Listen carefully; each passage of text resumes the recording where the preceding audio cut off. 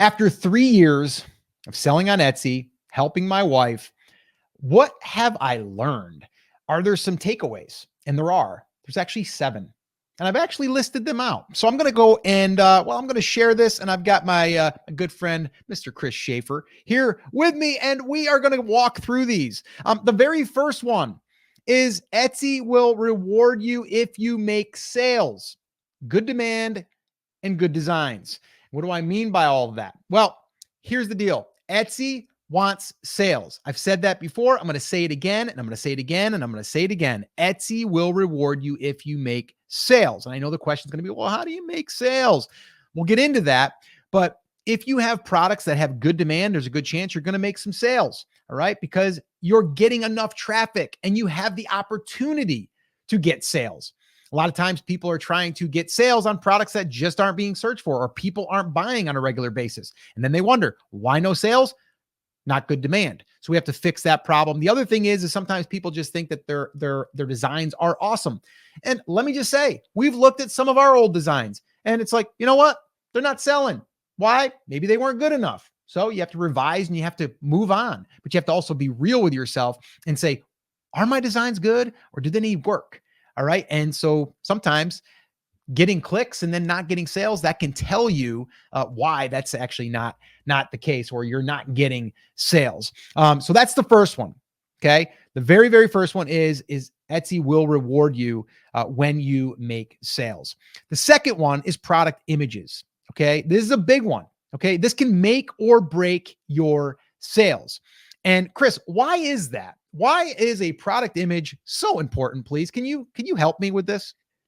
So 2 reasons. The first thing is, in order to get sales, you have to get traffic to the listing. The very first step in getting traffic is showing up. But when we show up, what makes somebody click? It's going to be the title and that thumbnail image. Once we get them to the listing, they can't pick up the product. They can't flip it over. They can't do any of those kinds of things. We have to show them as much of the product, all of the benefits, all of the features, all of the things that they'd be able to do if they could pick it up, turn it over, play with it a little bit in the store. The only way that we can do that, Scott, is with a little bit of text in the description, but more importantly, the images and potentially the product video, right? That's the only place where we can show all of those things off. So not only is it important for getting the clicks, but it's important for turning those clicks into sales.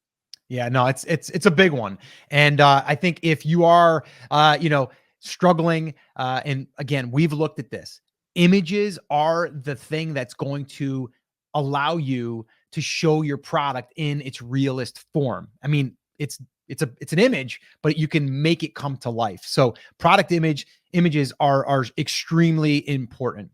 The third, okay, and again, these are things that I have learned over the years, and these 3 years for Etsy, but I've been learning this even when I was selling on Amazon for years. Reviews are so important.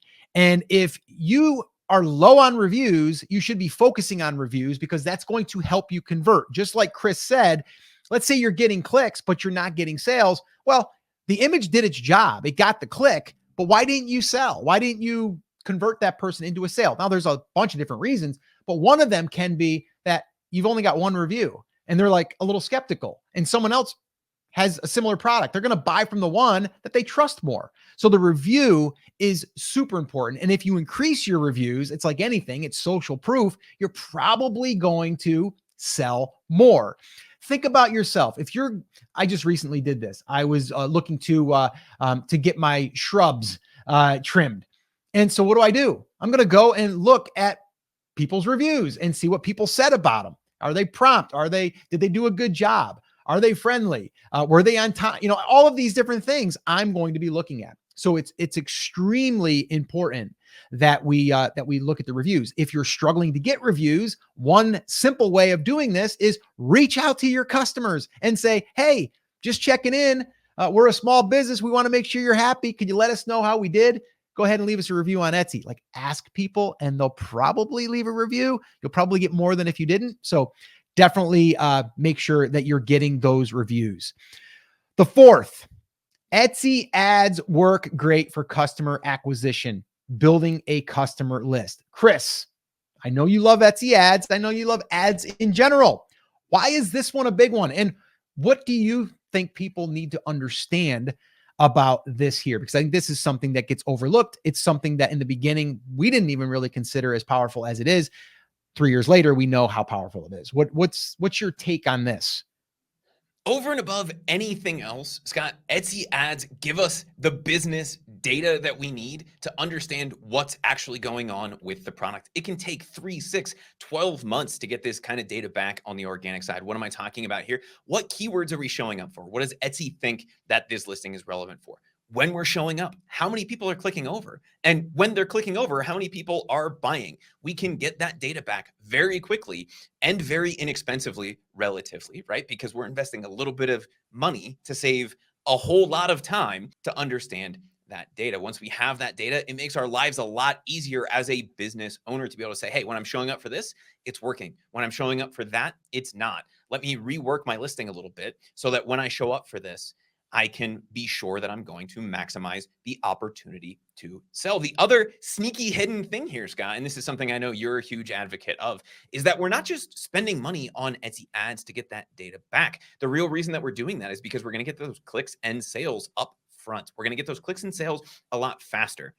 And if we want to get that holy grail of SEO traffic, right, the organic traffic, which is the majority of traffic on the site, then the way we can shortcut getting that traffic is by driving what Etsy wants from the very beginning, using something like Etsy ads at just a few dollars a day. Those early clicks, those early visits, and those early sales that come in from Etsy ads are going to pay dividends in the long term on the organic side of things.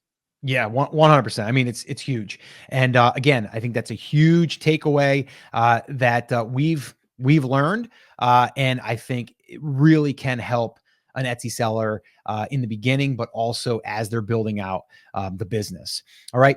The fifth thing, which goes hand in hand with what you just said and what we just talked about, is email marketing helps add sales throughout the year. So you should be always building your list.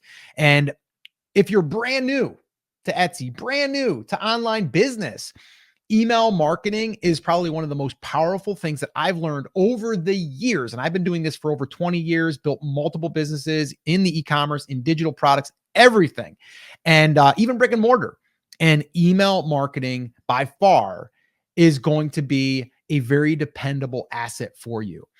We recently did this for my wife's shop as a test because I was teaching it and I was like, I want to show you, I want to prove to you that email works. I sent out a handful of emails and generated over $1,100 in sales using the Etsy share and save link. So I know, in fact, that's where they came from. So you're probably asking though, well, you can't really email people anymore because Etsy's cracking down on that. They're technically not. What they are cracking down on is that you have to get permission. You can't just email them because they're a customer. You have to get their permission. So one way of doing this is just in the welcome message, make sure that you're putting something in there that would make them want to join your email list. Like something we use is a VIP list. So just create a landing page in Everbee. If you're not using Everbee, I definitely recommend it. You can go to brandcreators.com/Everbee and you can try it. But you can build a little landing page there that talks about your VIP club. People will enter their name and email address. They hit submit. And then from there, they become a subscriber that you can email on a regular basis, and they gave you permission. And Etsy is cool with that because they give you a share and save link to do just that. So you can drive traffic to the platform. So email marketing is a huge, huge thing. And I think if there was, again, 7 things that I could share over the last 3 years, this would be one of them. And that's why I included it here in the 7. All right. So number 6 is Q4. And I didn't know this until probably about, I would say, the second year. Q4 will be 60 to 80% of your sales.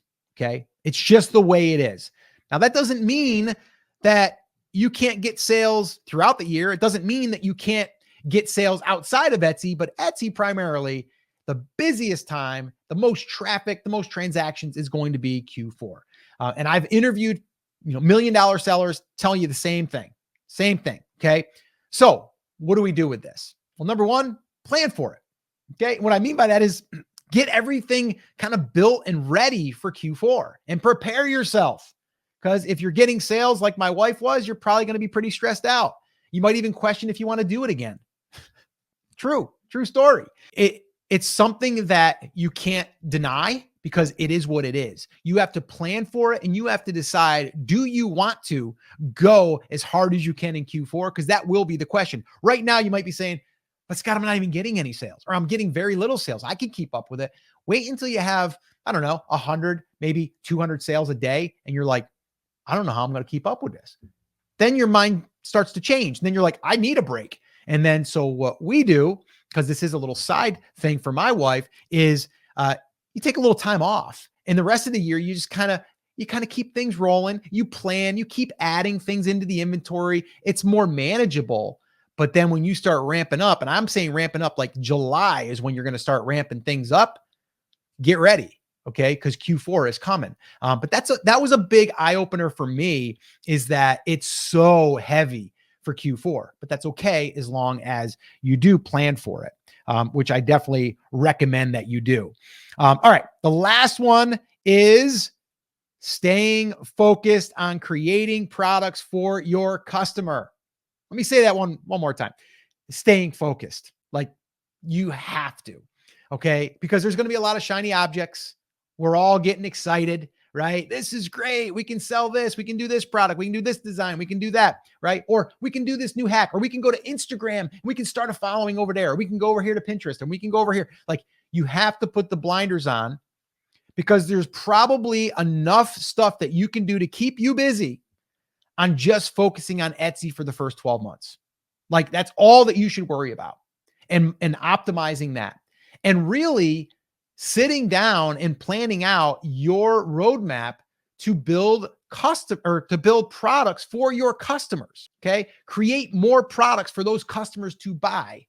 Because going back to what I talked about earlier, when you build that email list, well, now you can sell more things to that same customer, and they might buy 2 things, 3 things, 5 things. Okay. But we have to have those products there in order for them to be able to buy them. So your focus is really product research. That's going to be primarily what you're going to be doing throughout the year. Designing great products, creating great products, adding the listings, and launching products. And, well, using your email list to continue to bring in traffic to your shop. And that's really it. That's all you should be focusing on for the first 12 months, maybe even 2 years. Okay. And just keep focusing on that and keeping that flywheel moving. All right. So those are the 7 things that I wanted to share with you from what I have learned over the last 3 years of helping my wife build her Etsy shop.